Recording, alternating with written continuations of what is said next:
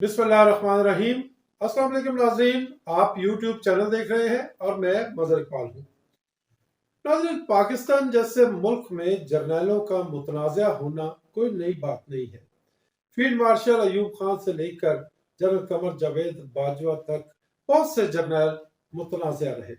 उन पर सियासी मुदाखलत के इल्ज़ामात भी लगते रहे, बुनियादी इंसानी हुकूक की खिलाफ वर्जियों के इल्ज़ामात भी लगते रहे, आइन शिकनी के इल्ज़ामात भी लगते रहे। लेकिन हाल ही में रिटायर्ड होने वाले जनरल कमर जावेद बाजवा इस एतबार से मुनफरिद तरीन जर्नैल साबित हुए कि उन पर सबसे ज्यादा मुतनाज़ा जर्नैल होने का इल्ज़ाम है। ये भी एक इल्ज़ाम है उन पे, यानी पाकिस्तानी तारीख के सबसे मुतनाज़ा तरीन जर्नैल बन गए हैं वो। इनसे पहले लोग जनरल याहिया खान के बारे में बात करते थे, जनरल ज़ियाउल हक साहब के बारे में बात करते थे, जनरल परवेज मुशर्रफ के बारे में बात करते थे। लेकिन ऐसा लगता है कि इन सब का मजमुआ या जितने इल्ज़ामात इन सब पे लगे, उन सबको इकट्ठा किया जाए तो उससे भी ज्यादा इल्ज़ामात का सामना करना पड़ा जनरल कमर जावेद बाजवा को। जनरल कमर जावेद बाजवा अब माजी का हिस्सा बन चुके हैं, लेकिन मौर्रख की ये जिम्मेदारी है कि वो आने वाली नस्लों तक हकाइक को पहुंचाए। और हकाइक क्या है? हकाइक ये है कि जनरल कमर जावेद बाजवा से पहले भी जो जर्नैल थे, उनके अदवार में भी सहाफियों को तशद्दुद का निशाना बनाया जाता रहा, सहाफियों पे मुकदमात कायम किए जाते रहे। लेकिन किसी भी दौर में हालात इतने सहाफियों के लिए खराब नहीं हुए कि सहाफियों को मुल्क छोड़कर जाना पड़ गया। सिर्फ मुल्क छोड़कर नहीं जाना पड़ गया, बल्कि बैरून मुल्क से सहाफियों की मैयतें पाकिस्तान में आई। हमारे भाई, हमारे दोस्त शहीद अरशद शरीफ इसकी जीती जागती मिसाल है। आज कोई कुछ भी कह ले, लेकिन इस हकीकत को तब्दील नहीं किया जा सकता कि अरशद शरीफ ने जब पाकिस्तान छोड़ा तो उन पर 1 दर्जन से जायद मुकदमात थे, बगावत के मुकदमात थे। जुर्म क्या था उनका? उनका जुर्म सिर्फ यह था कि वो आईना हाथ में पकड़कर लोगों को उनकी असल सूरत दिखाया करते थे। वो बताया करते थे कि पाकिस्तान की आवाम के बुनियादी हुकूक क्या है। वो बताया करते थे कि किस सियासतदान ने क्या किया है। वो बताया करते थे कि किस मोहतरम शख्सियत का असल किरदार क्या है। इस जुर्म की पादाश में उन्हें कत्ल कर दिया गया, कत्ल करवा दिया गया। नाम नहीं लिया किसी ने, लेकिन ये सब कुछ जनरल कमर जावेद बाजवा के दौर में हुआ। और फिर ये क्यों सियासतदानों को नंगा किया गया? शहबाज गिल हो या 74 साल के आजम सवाती हो। इससे कबल भी हमें मिसाल मिलती है मखदूम जावेद हाशमी की। जनरल परवेज मुशर्रफ के जमाने में उन पर बगावत का मुकदमा बन गया, लेकिन आज भी मखदूम जावेद हाशमी जिंदा है। उन्होंने कभी नहीं कहा कि मुझे नंगा करके मेरे पे तशद्दुद किया गया। लेकिन शहबाज गिल मौजूद है, जिंदा है। वो कहते हैं कि मुझे नंगा किया गया, मेरे जिस्म के प्राइवेट पार्ट्स के ऊपर तशद्दुद किया गया, करंट लगाया गया। और आजम सवाती, अभी कल की बात है, आज भी वो FIA की तहवील में है। जब मैं आपसे इस व्लॉग में बात कर रहा हूं, वो कहते हैं कि ना सिर्फ मुझे नंगा किया गया, बल्कि मेरी अहलिया की नाजेबा वीडियोस बनाई गई। और ये सब कुछ जनरल बाजवा के दौर में हुआ। पाकिस्तान का सबसे मकबूल सियासी लीडर इमरान खान आज भी ये बात कह रहा है कि उनको कत्ल करने की मंसूबाबंदी करने वालों में 3 लोग हैं। एक वो नाम लेते हैं मियां शहबाज शरीफ का, और एक नाम लेते हैं वो राना सनाउल्लाह का, और तीसरा नाम वो पाकिस्तान के एक खुफिया इदारे के आला अफसर का लेते हैं। वो अफसर किसके मातहत था? वो अफसर जनरल बाजवा के मातहत था। ये वो मामला। अच्छा, फिर आप देखें कि एक खौफ का माहौल था। जनरल बाजवा ने अपने इकदामात से ایک خوف کا ماحول پیدا کر دیا پورے ملک میں. اور شاید یہی وجہ ہے کہ 28 اور 29 نومبر کی درمیانی رات کو پاکستانیوں کی غالب اکثریت نے چاند رات کے طور پہ منایا. کبھی ایسا نہیں ہوا. کبھی ایسا نہیں ہوا کہ کسی آرمی چیف کی ریٹائرمنٹ کی رات کو لوگوں نے چاند رات کے طور پہ منایا ہو. لوگوں نے ایک دوسرے کو مبارکبادیں دی. لوگوں نے 29 نومبر جس دن انہوں نے ریٹائر ہونا تھا اس دن کو یوم نجات قرار دیا. اور پھر اب میں اس بحث میں نہیں جانا چاہ رہا کہ یہ ہونا چاہیے یا نہیں ہونا چاہیے، لیکن پاکستان کی سیاست میں انفارچونیٹلی اب تک آرمی چیف کا نظر آنے والا کردار موجود رہا ہے. اب جب امریکہ سے بات کریں گے تو آرمی چیف، برطانیہ سے بات کریں گے تو آرمی چیف، چین سے بات کریں گے تو آرمی چیف، روس سے بات کرنی ہے تو آرمی چیف. پاکستان کی فورن پالیسی کو اگر کوئی کنٹرول کرتا رہا ہے تو وہ آرمی چیف کرتا رہا ہے. جب اتنا اثر انداز ہوتا رہا ہے پاکستان میں آرمی چیف، تو پھر اگر کوئی اس میں خرابیاں ہوئی ہیں تو اس کا ذمہ دار بھی تو پھر آرمی چیف ہی کیوں ہونا چاہیے نا. ایون پاکستان کے جو بین الاقوامی مالیاتی ادارے ہیں ان تک رسائی آرمی چیف کی ہوتی نہیں. حالانکہ آرمی چیف کا یہ کردار کسی بھی ملک میں نہیں رہا. آرمی چیف کا کردار ہوتا ہے پاکستان کے دفاع تک محدود رہنا. لیکن جنرل قمر جاوید باجوہ، خیر جنرل قمر جاوید باجوہ اکیلے نہیں ہے. General Ayub Khan, general Musharraf, general Zia الحق، یہ تو براہ راست ماشاء اللہ لگا کر عالمی برادری کے ساتھ بات چیت کرتے رہے ہیں. تو میں جو بات عرض کرنا چاہ رہا ہوں وہ یہاں پہ یہ ہے کہ جنرل قمر جاوید باجوہ کے دور میں پاکستان بدترین معاشی صورتحال سے دوچار ہو گیا. اور آج بتایا جا رہا ہے کہ پاکستان کے خدا نخواستہ ڈیفالٹ کرنے کا جو خدشہ ہے یا خطرہ ہے وہ 95% سے زیادہ ہو گیا ہے. خود جنرل باجوہ نے اپنی آخری تقریر میں جو انہوں نے یوم شہداء کے موقع پر راولپنڈی میں کی تھی اس میں اعتراف کیا کہ پاکستان کی معاشی صورتحال کچھ بہتر نہیں ہے. انہوں نے تو لفظوں کو لپیٹ کے کہا، لیکن جو آزاد تجزیہ کار ہیں، جو اقتصادی امور کے ماہرین ہیں، جو معیشت کے ماہرین ہیں، وہ یہ کہتے ہیں کہ ڈیفالٹ ہونے کا خطرہ پاکستان کے سر پر منڈلا رہا ہے. صرف یہی نہیں، پاکستان کی جو سیکیورٹی ہے وہ کمپرومائز ہوتی بھی ہمیں نظر آئی. آپ دیکھیں، نہ پاکستان کی مشرقی سرحدوں سے اچھی خبریں آ رہی ہیں، نہ پاکستان کی مغربی سرحدوں سے اچھی خبریں آ رہی ہیں. افغانستان جہاں کہ پاکستان کی بظاہر ایک دوست و بری حکومت قائم ہے، لیکن بارڈر سے خبریں آ رہی ہیں کہ افغانوں نے پاک افغان سرحد پہ پاکستان نے جو باڑ لگائی تھی اس باڑ کو اکھیڑنا شروع کر دیا ہے. بہرحال جنرل باجوہ کے بارے میں بہت کچھ کہا گیا، بہت کچھ کہا جا رہا ہے اور بہت کچھ بہت عرصے تک کہا جاتا رہے گا.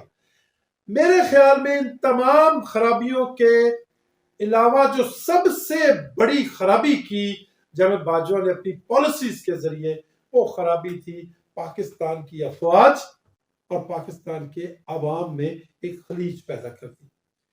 پاکستان کی 74-75 سالہ تاریخ ہے کہ پاکستان کے عوام نے ہمیشہ فوج کو محبت دی، عزت دی، احترام دیا، اپنے دلوں میں جگہ دی. نتیجہ یہ کیوں ہوا؟ کیونکہ افواج پاکستان نے ہمیشہ پاکستانیوں کو اپنی پہلی ترجیح سمجھا. لیکن مجھے بڑے ہی دکھ کے ساتھ، بڑی تکلیف کے ساتھ، بڑے دکھی دل کے ساتھ یہ کہنا پڑ رہا ہے کہ جناب باجوہ کے دور میں جو عام آدمی ہے اس نے مختلف انداز میں سوچنا شروع کر دیا. اس میں کوئی شک نہیں ہے کہ جو عام آدمی ہے وہ ساری فوج کے بارے میں یہ سوچ نہیں رکھتا، لیکن چونکہ لیڈ کر رہے تھے جنرل باجوہ اور ان کے چند ساتھی، جن کی وجہ سے پاکستان میں خوف کا ماحول بن گیا تھا، اور اس ماحول کی وجہ سے پاکستان کے عوام اور پاکستان کی عظیم افواج کے درمیان ایک خلیج نظر آئی.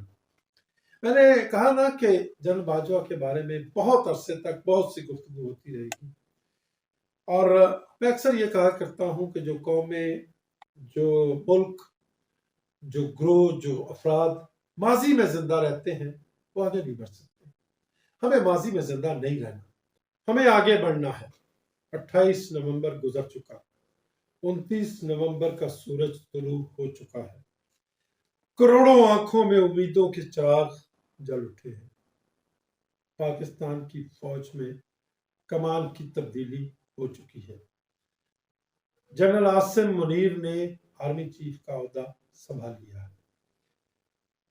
اب ہم بات کریں اگر جنرل عاصم منیر کی، تو فوری طور پہ بلا شبہ ان سے ہمیں بہت زیادہ امیدیں ہیں، لیکن فوری طور پہ ہمیں ان سے یہ توقع نہیں کر لینی چاہیے کہ ان کے ہاتھ میں کوئی جادو کی چھڑی ہے جس کو یہ گھمائیں گے اور صورتحال ساری کی ساری بہتر ہو جائے گی۔ لیکن اتنا میں یہ ضرور کہوں گا کہ جنرل عاصم منیر پاک فوج کی تاریخ کے پہلے آرمی چیف ہیں جن کو اتنے زیادہ چیلنجز کا سامنا ہے۔ ان سے پہلے آنے والے 16 آرمی چیفز کو اتنے چیلنجز کا سامنا نہیں تھا، اور جس طرح میں پہلے آپ سے بات کر چکا ہوں کہ سب سے بڑا چیلنج جنرل عاصم منیر کے لیے عوام کے ساتھ اپنا محبت بھرا جو رویہ ہے، جو ایک روایت رہی ہے فوج اور عوام کے بہترین تعلقات کی، ان کو بحال کرنا ہوگا۔ اور یہ کوئی زیادہ مشکل کام بھی نہیں ہے، اپنے دروازے کھول دیجئے۔ اور ہم نے یہاں پہ دیکھا کہ آرمی چیفز کے ساتھ فریکوینٹلی لوگ ملا کرتے تھے، ٹھیک ہے سیکیورٹی کی کچھ ضروریات بھی ہوتی ہیں، لیکن جتنا آپ اپنے آپ کو دروازے میں بند کریں گے، دیواروں میں قید کریں گے، اتنا لوگوں میں آپ کے لیے آپ سے خوف پیدا ہوگا، اور خوف کبھی بھی مثبت نتائج کا حامل نہیں ہوتا۔ کوئکلی میں یہ عرض کر دوں کہ اور پھر ایک اور چیز جو میں اس سے پہلے کہنا بھول گیا تھا، آپ کو عوام کے ساتھ ساتھ اپنے ریٹائرڈ لوگوں کے ساتھ بھی اپنے تعلقات کو ٹھیک کرنا ہوگا۔ جنرل قمر جاوید باجوہ نے جو غلط کام کیے، ان میں ایک غلط کام یہ بھی تھا کہ ان کے نظریات سے اختلاف کرنے والے ریٹائرڈ فوجی افسران کے ساتھ ظلم کیا گیا، زیادتی کی گئی، ان کی پینشن تک بند کر دی گئی بہت سے لوگوں کی، اور طبی سہولیات تک واپس لے لی گئی۔ کچھ لوگ تو جو تھے وہ تو بیچارے چپ کر کے خاموش ہو کے بیٹھ گئے، لیکن کچھ لوگ آخر تک ڈٹے رہے، اس وقت تک ڈٹے رہے جب تک کہ 29 نومبر کا سورج جو ہے وہ طلوع نہیں ہو جاتا۔ اور جو جنرل عاصم منیر صاحب کے حوالے سے، ایک تو آپ نے سنا کہ وہ حافظ قرآن ہیں اور دھیمے مزاج کے ہیں، عزت کرتے ہیں، عزت کراتے ہیں، اور آج تک نہیں سنا کہ وہ کسی سیاسی معاملے میں ان کی مداخلت سامنے آئی ہو۔ گو کہ پاکستان مسلم لیگ نون کی نائب صدر مریم نواز صاحبہ کی طرف سے انہیں متنازع بنانے کی کوشش کی گئی، کچھ عرصہ تک سوشل میڈیا پہ یہ رہا بھی، لیکن یہ تاثر کو زیادہ گہرا نہیں ہو سکا۔ یہ تاثر گہرا نہیں ہو سکا کہ عاصم منیر صاحب کا تعلق پاکستان مسلم لیگ نون کے ساتھ ہے، یا وہ پاکستان مسلم لیگ نون کے لیے کوئی زیادہ نرم گوشہ رکھتے ہیں اور پاکستان تحریک انصاف کے لیے وہ ایک کڑوی گولی ہوں گے۔ ایسا تاثر پیدا نہیں ہو سکا، لیکن جتنا تاثر پیدا ہو بھی سکا ہے مریم نواز صاحبہ کی سٹیٹمنٹس کے نتیجے میں، اس تاثر کو بھی زائل کرنے کی ضرورت ہے۔ بغیر نام لیے میں یہ عرض کروں گا کہ جنرل عاصم منیر صاحب کے ماتحت کچھ ایسے ادارے ہیں جن میں بنیادی تبدیلیوں کی ضرورت ہے۔ میرا کہنا شاید اتنا ضروری نہیں ہے، یہ اتنا واضح کر کے کہنا ضروری نہیں ہے۔ جنرل عاصم منیر جو ہیں وہ ایک پروفیشنل سولجر ہیں، ایک عرصے سے پاک فوج کے مختلف شعبوں میں خدمات سر انجام دے چکے ہیں، آئی ایس آئی میں خدمات سر انجام دے چکے ہیں، ملٹری انٹیلیجنس میں خدمات سر انجام دے چکے ہیں، انہیں سب کچھ پتا ہے انہیں کرنا کیا ہوگا۔ ایک تو میں نے بتایا کہ عوام کے ساتھ اپنے تعلقات کو بہتر کرنا ہوگا، دوسرے نمبر پہ انہیں کیا کرنا ہوگا، دوسرے نمبر پہ انہیں اپنے ماتحت کچھ تبدیلیاں لانی ہوں گی اپنے ماتحتوں میں۔ ان تبدیلیوں کے نتیجے میں یہ پتہ چل سکے گا کہ ان کا مائنڈ کیا ہے. اگر تو وہ تبدیلیاں لے آتے ہیں تو عام لوگ یہ سمجھیں گے کہ کوئی تبدیلی آئی ہے. وہ جس چیز کی امید کر رہے ہیں وہ امید بار آنے کی امید ہے، اور جو کچھ ماضی میں غلط ہوتا رہا ہے وہ اب درست ہوگا. لیکن اگر وہ تبدیلیاں نہیں کرتے، کسی مصلحت کا شکار ہو جاتے ہیں اور جنرل قمر جاوید باجوہ کی لیگیسی کو کیری کرتے ہیں تو اس سے یہ مائنڈ سیٹ پتہ چل جائے گا کہ صرف چہرے کی تبدیلی ہوئی ہے، مائنڈ سیٹ کی تبدیلی نہیں ہوئی. اور اگر مائنڈ سیٹ کی تبدیلی نہ ہوئی تو جو حالات پہلے چہرے نے پیدا کیے تھے نیا چہرہ بھی ان حالات کو ٹھیک نہیں کر سکے گا. تیسری بڑی امپورٹنٹ بات، ایک میں نے کہا عوام سے اپنے تعلقات کو بہتر کرنا ہوگا ایز ادارہ. دوسرا میں نے عرض کیا کہ اپنے ماتحت لوگوں میں تبدیلیاں کرنی ہوں گی. اور تیسری اور سب سے بنیادی بات، خود کو سیاست سے عملی طور پہ علیحدہ کرنا ہوگا. میں ایز انڈیویجول بات نہیں کر رہا، میں ایز انسٹیٹیوشن بات کر رہا ہوں. دیکھیں یہ کسی بھی ملک میں فوج کا کام نہیں رہا، کسی بھی ملک میں فوج کا کام نہیں رہا. اور ایک کام کر جائیں، میں نے اس سے قبل بھی ایک ویلاگ میں کہا تھا کہ لوگوں کو جنرل یحییٰ خان سے بہت اختلافات ہوں گے، لیکن ایک ورڈ آف اپریسیشن ہر شخص ان کے لیے کرتا ہے. اور وہ کیا کہتا ہے؟ وہ کہتا ہے کہ پاکستان میں آج تک جتنے بھی انتخابات ہوئے ہیں ان میں سب سے زیادہ منصفانہ انتخابات جنرل یحییٰ کے دوران ہوئے. اگر جنرل عاصم منیر پاکستان میں عام انتخابات کے منصفانہ ہونے کے عمل کو یقینی بنا دیں تو حقیقی معنوں میں یہ پاکستانیوں کے ہیرو ہوں گے. ورنہ ایک بہت بڑا سوال ہے، اور یہ میں سوال آپ سب کے لیے چھوڑے جاتا ہوں کہ وہ کیا سوال ہوگا جو کہ ہم خدا نخواستہ آنے والے دنوں میں پوچھ رہے ہوں گے. اب تک اتنا ہی. اپنا بہت خیال رکھیے گا اور اپنے اس چینل کا بھی. اللہ نگہبان.